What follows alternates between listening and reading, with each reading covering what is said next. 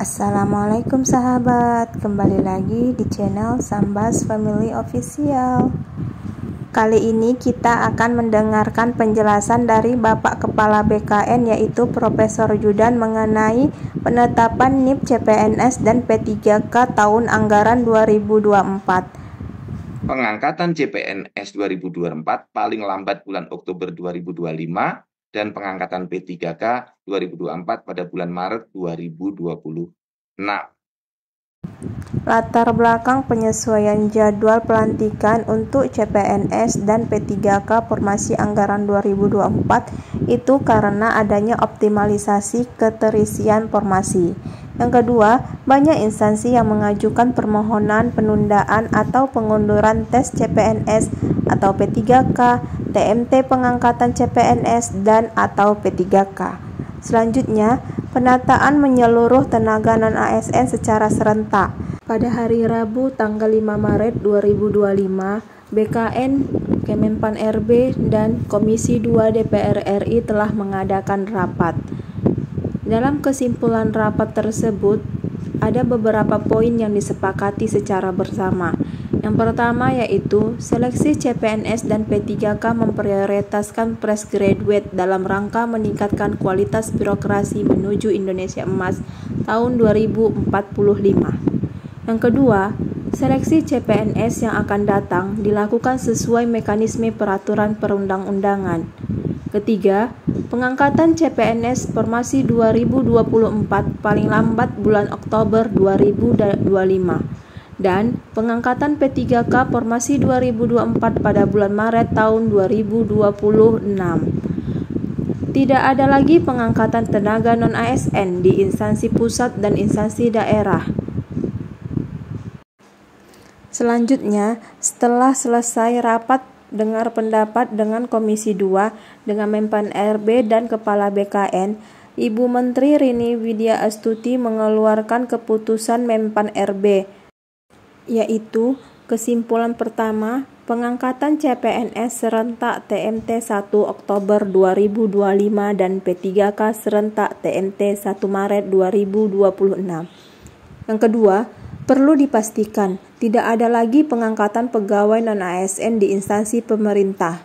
Yang ketiga, proses pengadaan CASN yang akan datang dilakukan sesuai mekanisme peraturan perundang-undangan. Maka setelah keluarnya surat Menpan RB tentang pengangkatan CASN formasi 2024 ini, BKN menindaklanjuti surat dari Menpan RB tersebut. Surat BKN menindaklanjuti seleksi CASN tahun 2024 dengan BKN mendukung 1. Proses pengusulan dan penetapan nomor induk CPNS dan P3K tetap berlanjut sampai dengan pengangkatan. Yang kedua, banyak instansi yang mengajukan permohonan penundaan atau pengunduran TMT pengangkatan CPNS dan atau P3K. Yang ketiga, pengangkatan CPNS TMT 1 Oktober 2025 dan SPMT tanggal 1 Oktober 2025. Keempat, pengangkatan P3K yang mengisi formasi TMT 1 Maret 2026 melaksanakan perjanjian kerja TMT 1 Maret 2026. Jadi, tidak ada perbedaan antara SK yang diterima dengan masa kerja yang akan diterima nanti setelah kita kerja. Selanjutnya, BKN memastikan pelamar yang mengisi formasi P3K yang pada tanggal 1 Maret 2026 telah melampaui syarat batas usia pengangkatan tetap diangkat P3K dengan masa perjanjian kerja 1 tahun. Yang keenam, proses pengusulan dan penetapan nomor induk CPNS dan P3K tetap berlanjut sampai dengan pengangkatan.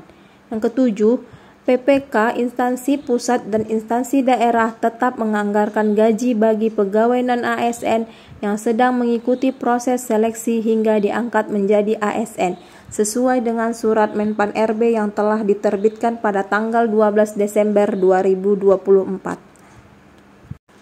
Dari hasil surat keputusan BKN tersebut, selanjutnya BKN menindaklanjuti kepada instansi daerah dan instansi pusat yang melaksanakan CASN formasi 2024. Tindak lanjut dari BKN yaitu Yang pertama, instansi segera memanggil calon ASN untuk memberikan pemahaman perihal pengangkatan secara serentak dan kepastian pengangkatan sebagai CASN. Yang kedua, instansi memberikan pembekalan atau pelatihan sebelum diangkat menjadi CPNS dan atau P3K agar saat masuk kerja langsung bisa bekerja dengan baik. Kegiatan bisa dilakukan luring atau daring.